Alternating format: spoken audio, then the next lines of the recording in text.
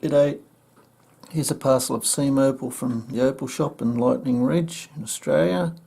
I'll zoom in. Okay, I've zoomed in and I'll go for a quick tour around the parcel.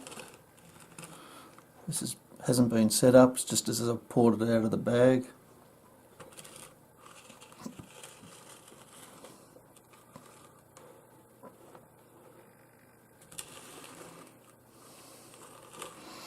Few interesting pieces amongst it.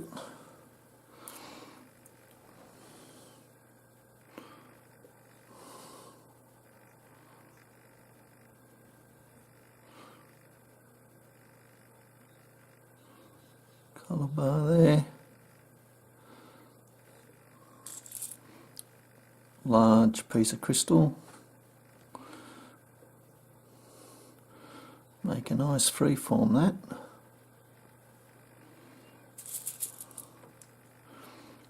Piece of almost white opal there.